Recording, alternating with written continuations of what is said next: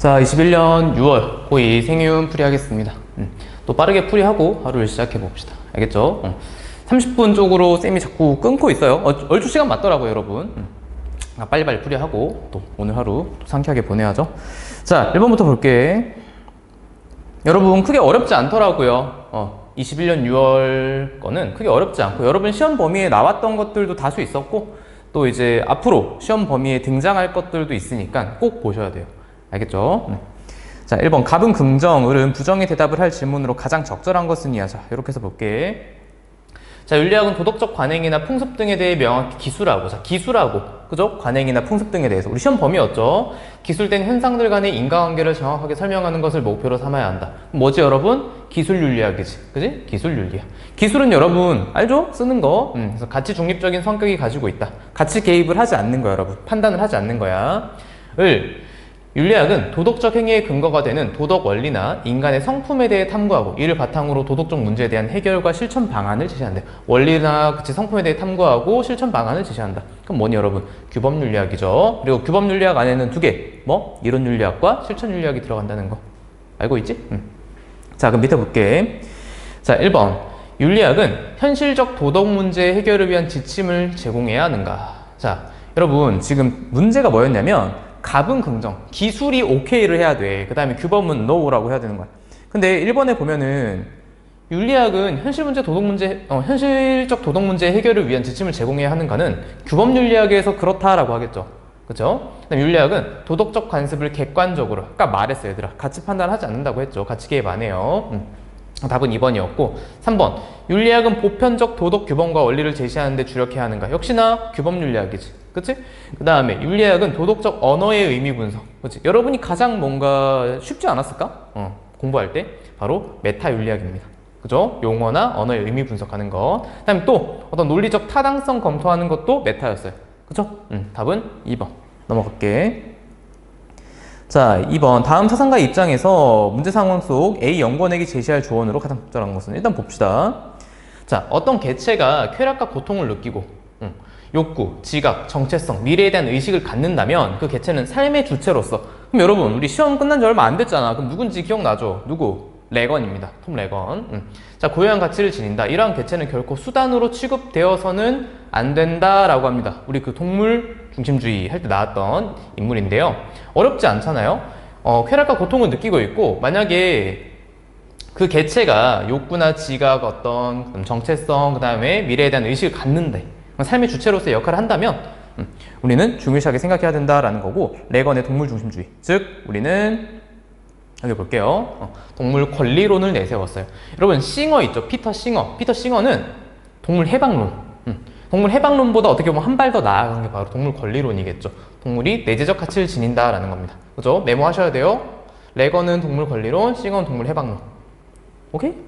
그래서 이 싱어가 말한 동물 해방론은 고통을 느끼는 동물까지 우리 도덕적 어떤 고려의 대상이 되어야 된다라고 하는 게 바로 이 싱어였고요.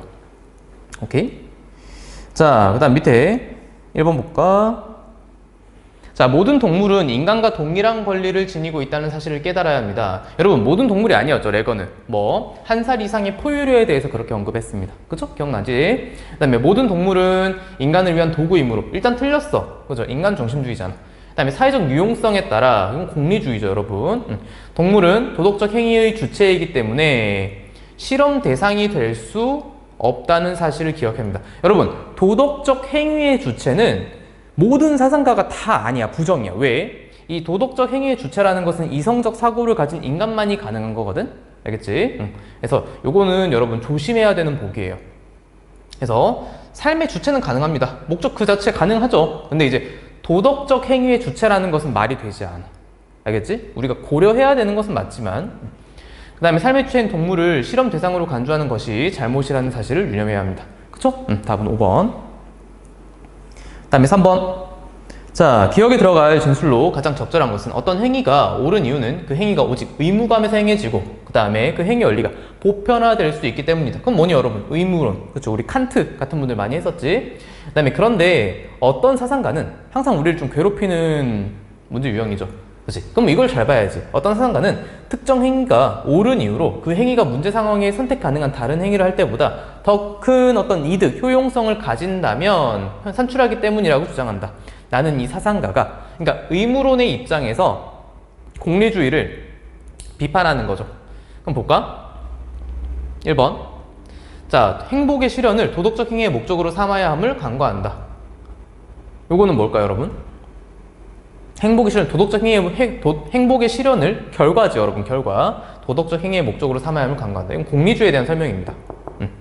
그 다음에 도덕 판단에서 행위의 동기보다 결과 중시하는 것은 역시 공리주의죠. 그 다음에 공리의 원리에 따라 윤리적 의사결정이 이루어져야 함을 간과한다. 공리주의죠. 그 다음에 도덕적 행위의 실천을 위해 정언 명령에 따라 정언 명령, 우리가 꼭 뭐 해야 한다가 되지, 그치? 무조건적이었죠. 조건적이 아니고요. 해야 한다.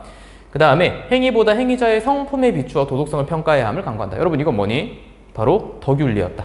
그죠? 그래서 이 덕윤리학자인 맥킨타이어나 아리스토텔레스는 칸트도 비판할 수 있습니다. 뭐라고? 그러면 이 어떤 행위의 어떤 의무, 동기 자체가 선해. 근데 그 사람 자체가, 행위자가 선하지 않으면 그것은 어떤 또 의미를 가지냐라고 비판할 수 있겠지. 그죠? 우리 시험 범위였으니까 알아두시고 답은 4번입니다. 그 다음에 4번이네요. 자, 다음을 주장한 사상가의 입장으로 적절한 것은 폭군인 거리나 주가 천하를 잃는 것은 그 백성을 잃었기 때문이며 백성을 잃는 것은 백성의 마음을 잃었기 때문이다. 따라서 자, 밑줄 그어볼까요, 여러분? 천하를 얻으려면 백성을 얻어야 하며 또 백성을 얻으려면 백성의 마음을 얻어야 한대. 백성의 마음을 얻는 방법이 있으니 그럼 백성들이 원하는 것을 우리가 어떻게 해줘야 돼? 하게 하고 싫어하는 것을 베풀지 않게 하는 것이다. 여러분, 요거는 이제 맹 선생님, 맹자가 한 거고요. 인의, 예이지 우리 했었지? 사덕이었잖아요. 그래서 그 인의의 덕으로 우리 왕이 마땅히 열심히 노력해서 베풀어야 돼. 왕도 정치를 추구해야 돼. 여러분, 요거에 어떤 상반된 단어가 뭐냐면 패도 정치입니다. 힘으로 나라를 통치하는 거야. 밑에 있어요. 자, 그럼 1번. 군주는 국가를 귀중하게 여기고 백성을 하찮게 여기나? 아니죠, 여러분. 이렇게 하면은 나라 망하겠죠. 네, 군주는 천하를 얻기 위해 백성을 오직 힘으로 통제하는 패도 정치라고 했어. 그 다음에 군주는 백성의 뜻을 헤아려 그들의 삶이 안정되도록 한다. 맞죠? 그래서 여러분, 우리 하나 더 나아가 보자. 우리 그 행복한 삶을 위한 조건에서 우리 경제적 안정 파트 있었죠. 뭐 통합사회도 그랬고, 그래서 유항산, 유항심, 항산과 항심에 대해서 말했어. 일정한 생산 활동을 국가가, 군주가 보장을 해줘야 백성들이 뭘 가질 수 있니? 굳건한 마음, 그치? 항심을 가질 수 있다라고 했었어요. 그 다음에 군주는 백성에게 국가를 직접 통치하도록 권력을 위임해야 한다. 여러분, 요거는 좀 뭐랑 비슷하니? 그 우리 사회계약서를 할 때 홉스 기억나죠? 만인에 대한 투쟁 상태이기 때문에 절대 군주한테 위임해야 된다라고 하잖아. 그다음에 군주는 백성의 신뢰를 얻는 것보다 자신의 이익을 더 중시해야 된다. 아니죠. 위에 있잖아, 저기. 위쪽에 노스코리아. 그 다음에 다음을 주장한 사상가의 입장만을 보기에서 있는 대로 고른 것은, 볼게요. 집단의 도덕성은 개인의 도덕성에 비해 열등하다. 그러면 굳이 부등으로 나타내면 여러분, 개인의 도덕성이 집단의 도덕성보다 중요하다는 거죠. 우월하다는 거죠. 그 이유는 집단은 개인과 달리 자연적 충동들을 억제할 수 있는 합리적인 사회 세력을 형성하기가 힘들어. 그러니까 집단은 이렇게 하기가 힘들다는 거야. 합리적인 세력을 형성하기가 어렵대. 따라서 개인들의 이기적 충동은 개별적으로 나타날 때는 어때? 조절이 가능한데, 문제는 이게 하나로 결합이 되면은 이런 이기적인 충동 같은 것들이 해결이 돼야 안 돼. 안 된다라고 합니다. 그죠? 그리고 나타날 때 더욱 생생하게, 그리고 누적되어 표출은 크게 나타난다고. 자, 이거 이제 리부어가 말한 사회윤리입니다. 자, 보면은 개인이 메모 한번 해볼까요? 아침이라 자꾸 말이 꼬이네요. 개인이 아무리 합리적이고 도덕적일지라도 이게 집단을 이루게 되면 여러분, 이기적인 충동을 억제하기가 어렵습니다. 알겠죠? 리부어가 한 말이야. 그럼 볼게. 기억. 개인 간 갈등은 합리적인 대화로는 해결할 수 없다. 아니, 가능하다고 합니다. 그 다음에 사회 정의를 실현하기 위해 선의지의 함양이 필요하다. 그렇죠. 근데 여러분, 이 선의지만 가지고 되는 것은 아니고 제도와 법까지 마련이 되어야 돼. 알겠지? 그다음 디귿. 도덕적인 개인이 모인 집단이라도 비도덕적일 수 있다. 방금 그치? 위에서 한 가장 중요한 말이죠. 사회적 갈등을 해소하기 위해서 그치? 강제력은 허용될 수 있어요. 왜? 이렇게 되기 때문에, 이기적 충동을 억제하기 어렵기 때문에, 그치? 이런 사회적 갈등을 해결하기 위해서는 일정 강제력을 허용할 수 있다라고 합니다. 5번. 그다음 6번. 자, 이분도 시험 범위였죠, 여러분. 자, 그림의 강연자가 지지할 주장으로 적절하지 않은 것은. 여러분, 문제를 많이 풀다 보면 있잖아. 이 사파에 들어가는 이 인물을 보고도 그냥 풀 수 있어요. 이 얼굴을 보고. 자, 이분 누구냐면, 볼게요. 인류가 밑줄 그어볼게. 그 한 사람에게 침묵을 강요할 권리는 없대. 기억나지, 여러분? 우리는 자신이 절대로 옳다는 것을 전제하는 셈이 된대. 뭐? 침묵을 강요하면. 그치? 그럼 무오류성. 얘들아, 우리 무오류성이라는 게 있어, 없어? 안 되잖아. 오류가 어떻게 없니? 다수의 의견이 전적으로 옳은 경우는 드물거나 전혀 없기 때문에 대립하는 의견들을 서로 부딪히게 하는 것만이 진리를 찾을 수 있는 유일한 방법입니다. 그럼 뭐니, 여러분? 토론의 중요성에 대해서 말을 하고 있는 스튜어트 밀이죠. 존 스튜어트 밀. 질적 공리주의자였다. 자, 그러면 1번. 절대적인 진리를 찾으려면 소수의 의견을 배제해야 된다. 아니죠. 그렇게 하면 안 된다라고 하잖아. 그러면 뭐라고, 여러분? 무오류성을 인정하는 셈이 된대. 그럼 다수가 옳다고 주장하는 의견이 옳은 것은 아니다. 맞지? 인간은 의식과 판단에 있어서 오류 가능성을 지니고 있죠. 무오류성이 아니고요. 인간은 논쟁을 통해 진리를 보다 분명하게 인식할 수 있어요. 그죠? 그다음에 인간은 누구나 자신의 의견을 자유롭게 표현할 수 있어야 한다. 그죠? 근데 여러분, 약간 이거 외적인 이제 문제랑 다른 부분이긴 한데, 여러분도 이제 대화를 할 때 많이 들으려고 해봐. 듣는 게 되게 중요하대. 되게 어려워, 듣다 보면은. 그치? 언제 말을 해야 할지, 그 다음에 어떤 생각을 해야 할지. 또 이것만 또 몰두하고 있다 보면 여러분 상대방 말에 집중을 할 수 없거든요. 굉장히 어렵습니다. 근데 우리가 계속 자기의 주장만 펼치게 되면은, 그치? 자기 말이 무조건 맞다라고 하는 저 무오류성을 인정하게 되는 겁니다. 그런 사람들을 좋아하지 않겠죠? 자, 7번. 가나의 입장을 적절한 것은, 자, 가는 우리 성윤리, 사랑과 성윤리 할 때 나오는 거네. 결혼 안에서 사랑하는 남녀가 맺는 성적 관계만이, 결혼 안에서, 여러분, 결혼이라고 하는 제도 틀 안에서, 그러니까 부부가 되었을 때 맺는 성적 관계만이 책임과 행복을 유지시켜 줄 수 있고 자녀의 양육에 대한 안정성을 제공할 수 있기 때문에 정당화될 수 있다. 보수주의에 대한 거죠. 그 다음에 성숙한 사람들이 상호 자발적으로 동의하고 서로에게 해를 끼치지 않는다면, 조건이 있어요, 여러분. 자발적으로 동의해야 되고 해를 끼치지 않는다면 성적 호감과 그 다음에 배려만으로 성적 관계는 도덕적으로 정당화될 수 있다라고 합니다. 그럼 여러분, 요건 뭐니? 자유주의. 그럼 중간에 있었던 뭘까? 중도주의가 했었어요. 그럼 자, 1번 볼게요. 적절한 거야. 가. 성적 관계에서 인격적 가치를 고려할 필요가 왜 없어? 얘들아, 이런 범죄죠, 범죄. 그쵸? 그 다음에 2번. 사랑이 전제된 성적 관계도 정당하지 않을 수 있습니다. 뭐가 아니면? 부부관계가 아니면, 결혼이 아니면요. 정답이죠. 네, 나 자발적인 동의만이 아니고 뭐도 있어야 돼? 해를 끼치지 않아야 돼요. 그 다음에 나 성적 관계에서 쾌락적 가치보다 행위적 가치가 중요하다는 것은 바로 이 보수주의에 대한 거겠지. 그 자녀 양육에 대한 거니까. 그 다음에 성적 관계에 대해서 도덕적 판단 내려서는 안 된다. 그렇죠? 여러분, 이건 역시나 범죄입니다. 이렇게 하면. 그 다음 8번. 자, 다음 토론의 핵심 쟁점으로 가장 적절한 것은, 많이 봤던 거다. 이번 시험 범위에도 있었죠. 유전자 치료에 관한 건데, 보시면 여러분 두 번째 줄 볼게요. 유전자 개입을 통해 유전적 질병을 치료하는 행위는 허용되어야 한대. 이 파란 색깔 밑줄이 들어가는 것은 여러분 어떤 뭐 생식세포 유전자 치료 이런 것들을 다 인정하는 겁니다. 긍정적으로 바라보는 거예요. 동의입니다. 하지만 체세포 유전자 치료와는 달리 생식세포 유전자 치료는 허용되어서 안 된대. 자, 을 친구는 뭐냐면은 생식세포 유전자 치료. 그러니까 우리 체세포, 우리 몸에 있는 세포를 복제해가지고 쓰는 거 말고, 여러분, 이 배아 상태 있죠? 그치? 생식세포 자체를, 그치? 이 배아 상태에서 유전자 자체를 조작을 하는 거야. 만지는 거죠. 그래서 허용되어서 안 된대. 그것은 변형된 유전자 정보가 미래 세대에게 직접적인 영향을 줄 수 있고, 또 그들의 동의가 없을 수도 있잖아. 맞지? 제 생각은 다릅니다. 생식세포 유전자 치료는 질병을 유발하는 유전자 전이를 막아주기 때문에 큰 비용이 드는 체세포 유전자 치료를 뭐 할 수 있어? 우리가 방지할 수 있는 겁니다. 그렇지 않대요. 생식세포 유전자 치료가 실행된 이후에는 변형된 유전자를 되돌릴 수가 없어요. 그리고 예측 불가능한 위험성을 불러올 수 있다는 거예요. 그러니까 여러분, 이런 문제를 볼 때 흑백 논리로 바라보지 마시고, 이런 논리도 있구나. 기침 날 것 같아. 잠깐만. 이런 논리도 있구나, 또는 이런 논리도 있구나. 이렇게 여러분이 뭐랄까요? 생각을 조금 넓게 했으면 좋겠어. 이렇게 좁은 의미만 자꾸 생각을 하지 마시고.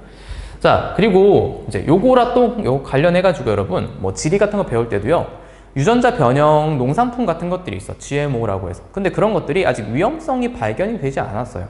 그러니까 뭐 질병, 해충, 뭐 성장 이런 데 다 도움은 되겠지만 뭔가 위험성을 알 수가 없어요. 알겠죠? 그럼 밑에 쟁점은요. 1번 체세포 유전자 치료는 의학의 목적에 부합하는 것인가? 아니죠. 아니죠. 유전자 치료는 미래 세대에게 어떠한 영향을 주지 않는가? 아니에요. 유전자 개입을 통해서는 유전적 질병을 치료할 수 없는가? 뭐 둘 다 있다고는 하겠죠. 그죠? 많은 비용이 투입된 유전자 치료일수록 성공 확률이 높은가? 그런 말은 나오지 않았습니다. 비용에 대해서. 생식세포에 영향을 주는 유전자 치료는 허용되어야 하는가? 갑은 허용되어야 한다. 을은 허용하면 안 된다라고 합니다. 그치? 그 다음에 9번. 여러분이 요거는 이제 삶과 죽음의 윤리 할 때 굉장히 좀 신박하기도 하고요. 쉬웠어요. 근데 생각이 좀 멋있었던 분이죠. 자, 어느 고대 서양 사상, 그러니까 힌트가 나와 있어. 뭐라고? 고대 또 서양 사상가래. 자, 그럼 A, B에 들어갈 적절한 질문만을 보기에서 고른 것은, 자, 누구냐면 죽음은 육체의 감옥으로부터 영혼이 해방되는 것을 의미하는가? 그럼 여러분 딱 여기까지 한번 봐도 여러분 공부했으니까 누군지 알죠? 예라고 했으니까 플라톤이죠. 우리는 순수한 영혼의 상태에 있을 때 이데아를 온전히 파악할 수 있는가? 그렇죠. 그럼 여러분 죽음을 두려워하겠어? 하지 않겠어? 하지 않겠죠. 그럼 자, A에는 아니오라는 게 들어가야 돼. 볼게. 자, 죽음에 이르면 육체와 함께 영혼도 소멸되는가? 아니라고 하겠지. 영혼은 얘들아 진정한 이데아의 세계로 들어가니까 여러분 이 원자 단위로 쪽에서 다 이제 소멸되는 게 뭐라고? 에피쿠로스입니다. 그렇죠. 그 다음에 니은 A. 죽음을 인간이 피해야 할 고통으로 보아야 하는가? 고통으로 피하지 않겠죠, 여러분. 진정한 이데아의 세계라고 하겠지. 자, 그 다음에 디귿 B. 죽음 이후에 비로소 참된 진리에 도달할 수 있는가? 그렇다고 하겠죠. 그죠? 그 다음에 리을. 죽음은 인간을 구성하던 원자가 흩어져 개별 원자로 돌아가는 것인가? 에피쿠로스. 근데 물론 이 에피쿠로스하고 여러분 플라톤 모두 중요한 건 뭐다? 죽음을 두려워해? 안 해? 두려워하지 않죠. 에피쿠로스는 경험할 수 없는 것을 뭐로 두려워하냐는 거야. 그죠? 감각기관까지 다 상실돼 버리잖아요. 자, 그 다음 10번. 자, 가의 사상가 가불의 입장을 나 그림으로 탐구할 때 적절한 질문만을 고른 것은, 자, 갑. 한 사람이라도 부당하게 잡아가두는 정보 밑에서 정의로운 사람이 있어야 할 곳은 감옥이다. 아, 정의로운 사람이 있어야 할 곳은 감옥이고요. 법에 대한 존경심보다는 정의에 대한 존경심을 우선시해야 된다. 여러분, 소로예요, 소로. 그 다음에 시민 불복종을 정당화함에 있어서 우리는 개인적인 도덕 원칙이나 종교적 교설에 의해서는 안 된다. 정치적인 질서의 바탕에 깔려있는 공유된 정의관에 의해서. 그럼 누구니? 롤스입니다. 그죠? 우리 시민 불복종 같은 거 할 때 나왔었죠. 정당화 조건들이 있었고. 그 다음에 밑에 이제 나 보시면은 천천히 하면 돼요, 여러분. 자, 기억 보자. A. 시민 불복종은 정의 실현을 위한 위법행위인가? 그쵸? 여러분, 이거는 합법적인 수단을 다 해보고 나서 마지막에 하는 거긴 해. 그래서 여기 기억에 들어가야겠지. 자, 니은. 시민 불복종은 공개적으로 이루어져야 하는 것인가? 자, 이거는 여러분 롤스 선생님이 예라고 하는 겁니다. 그 다음에 자, 디귿. C. 시민 불복종은 정치체제의 변혁을 목적으로 하는 것인가? 이거는 이제 롤스가 아니라고 합니다. 알겠죠? C는 롤스가 아니라 그래. 자, 그 다음에 리을. C. 시민 불복종은 정의적 다수의 정의감을 나타내는 행위인가? 리을 한번 볼까? C? 그러면은 롤스 선생님이 O라고 하겠죠. 그렇죠? 그래서 다시 보면은 B에 들어가면 안 되는 이유는 요거는 소로잖아. 요건 롤스고요. 근데 요거는 롤스의 의견이고 공개적으로 이루어져야 하는가? 그 다음에 디귿. 자, C. 시민 불복종은 정치체제의 변혁을 목적으로 해야 하는가? 이건 이제 롤스 선생님이 아니라고 합니다. 그러니까 여기 들어가면 안 된다는 거야. 알겠지? 답은 2번. 자, 11번. 다음은 어떤 학생의 필기 내용 중 일부이다. 옳지 않은 것은, 자, 안락사인데요, 여러분. 자, 보면은 연명치료를 중단하여 생명을 단축하는 소극적 안락사와 약물 투여 등 구체적인 행위로 생명을 단축하는 적극적 안락사로 구분된다. 자, 소극적 안락사는 여러분 연명치료를 중단하는 거야. 그러면 이제 얼마 안 있다가 사람이 어떻게 될까? 죽음의 상태에 들어가게 되거든요. 그 다음에 적극적인 안락사는 여러분이 알고 있듯이 약물을 투입하는 겁니다. 그치? 자, 그러면은 2번 윤리적 쟁점. 요거는 맞는 거죠, 여러분. 자, 볼게. 찬성 입장. 자, 불치병으로 인한 환자의 극심한 고통을 덜어줄 수 있겠지. 그쵸? 그 다음에 가족들의 어떤 경제적, 심리적 부담감도 줄여줄 수 있어요. 맞아. 다 맞아. 근데 반대 입장.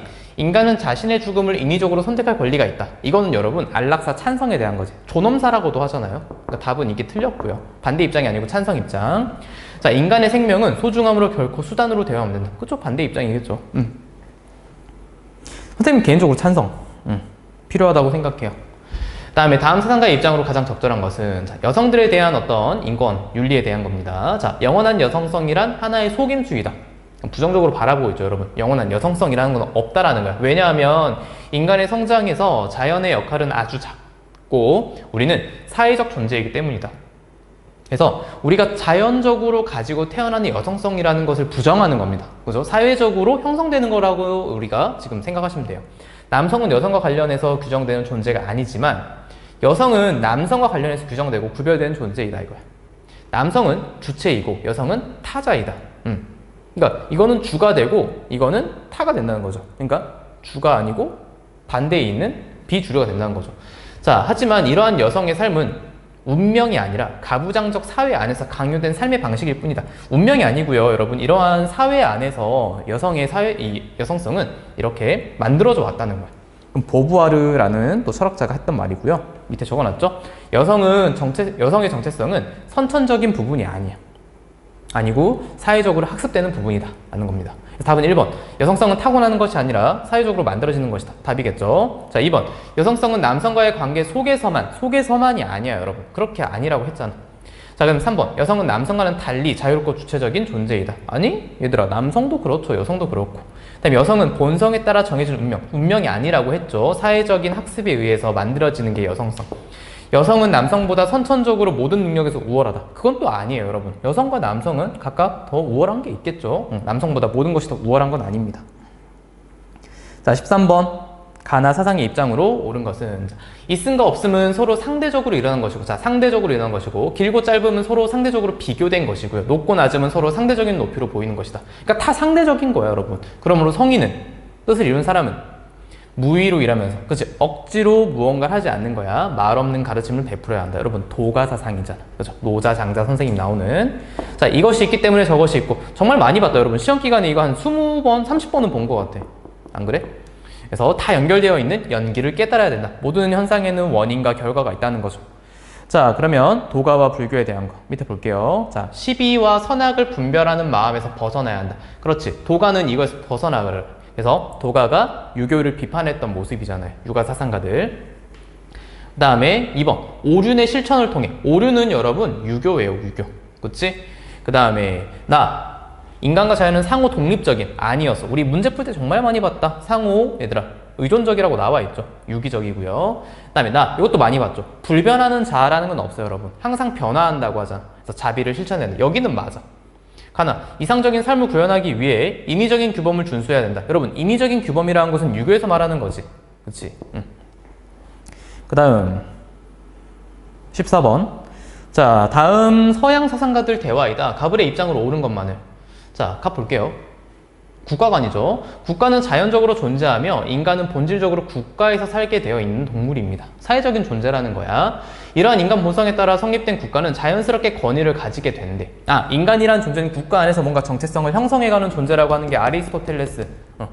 그 다음에 자, 2분. 얼굴만 보고 잘 모르겠죠. 인간은 자연 상태에서 생명과 자유 및 재산을 보장받기 위해 국가를 수립하기로 합의했대.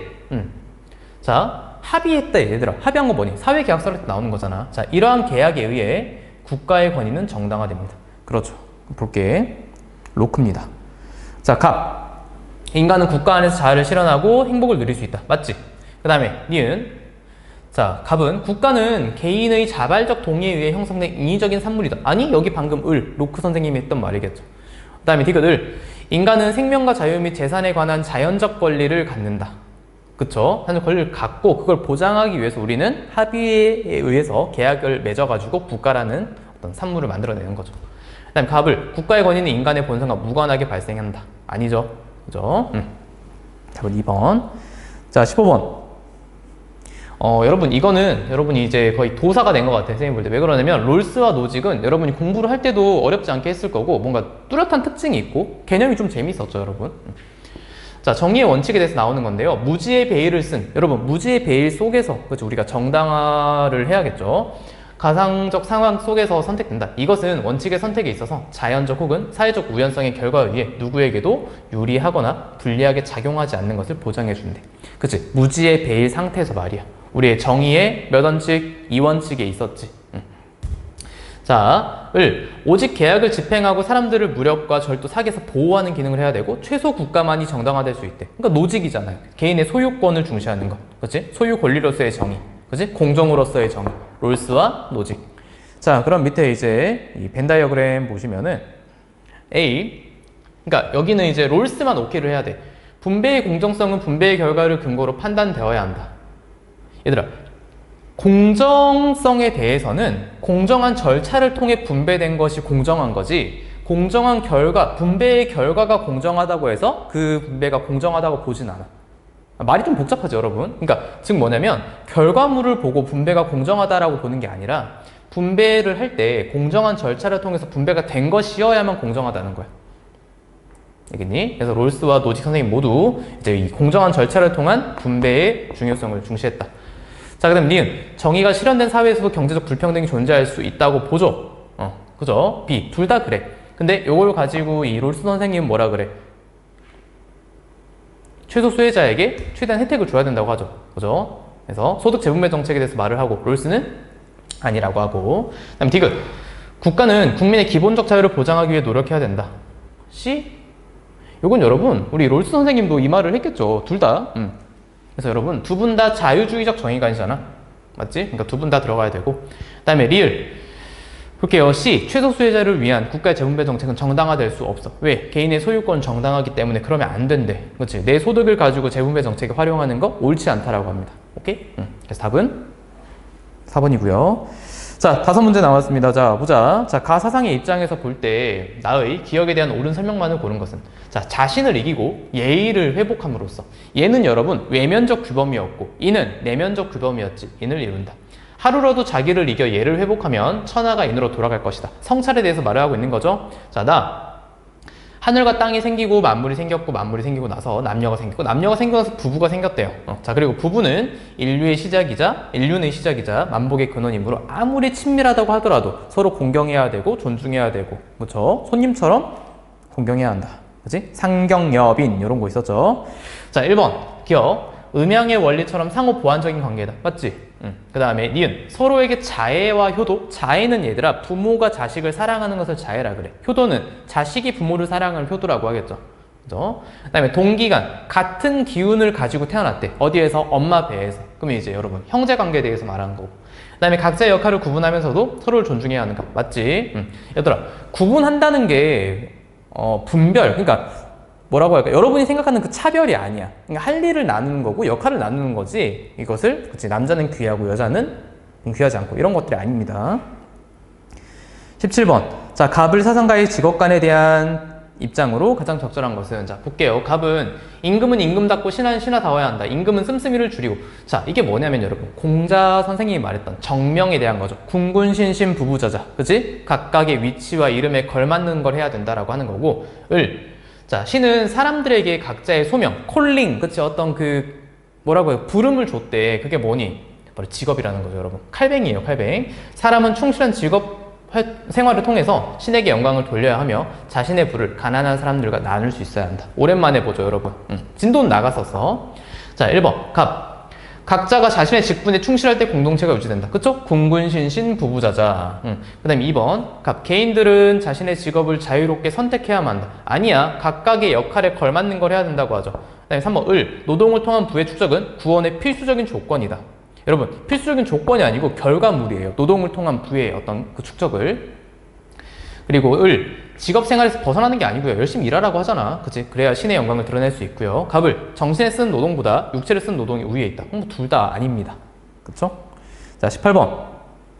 다음을 주장한 사상가의 입장으로 옳은 것은, 자, 우리는 모두 우리가 처한 상황들 속에서 우리를 하나의 특수한 사회적 정체성의 담지자로서 파악한다는 것이 중요하다. 자, 보세요.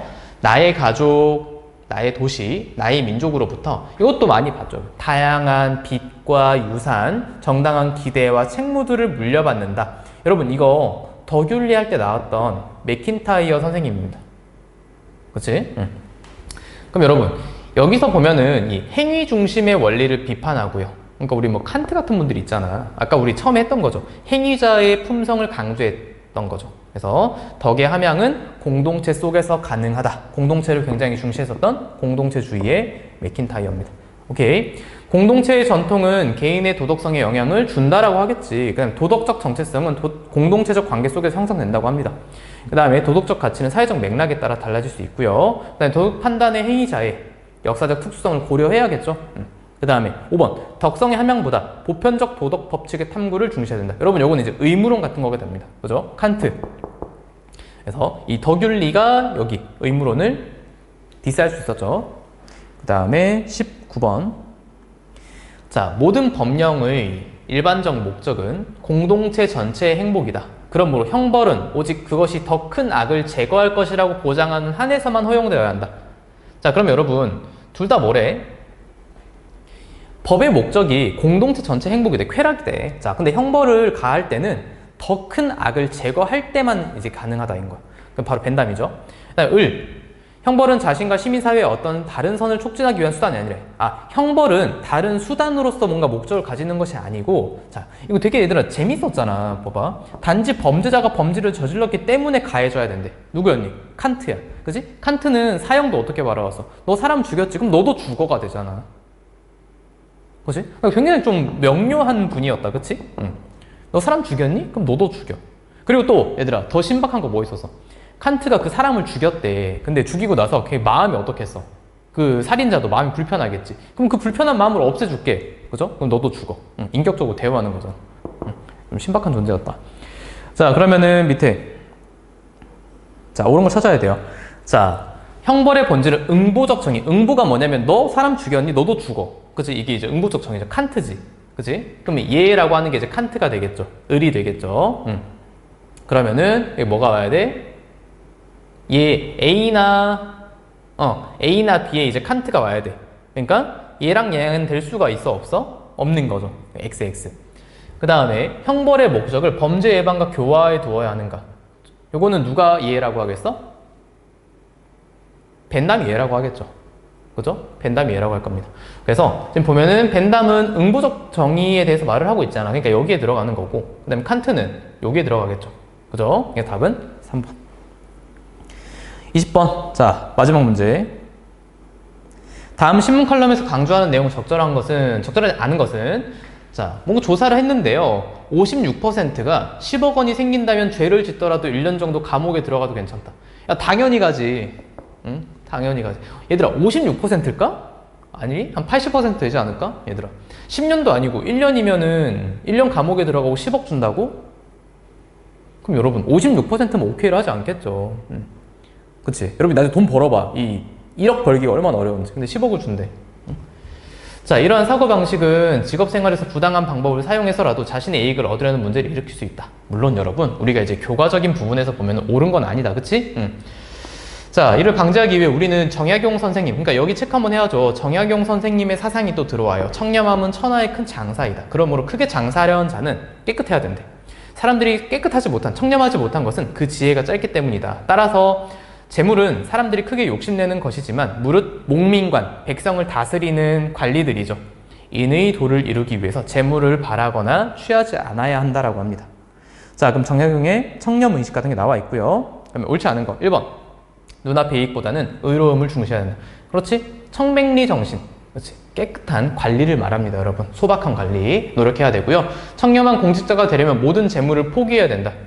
그건 아니죠, 여러분. 그 다음에 탐욕에 빠지지 않도록 지혜로운 삶의 자세를 가져야 하고요. 바람직한 직업 생활을 위해서는 청렴의식을 지녀야 합니다. 그죠? 우리 그 목민관, 지금 공무원들이 가져야 될 자세겠죠? 요즘도 또 나라가 떠들썩하죠, 여러분. 대통령 때문에. 자세한 건 여러분이 정치면을 좀 찾아보시고.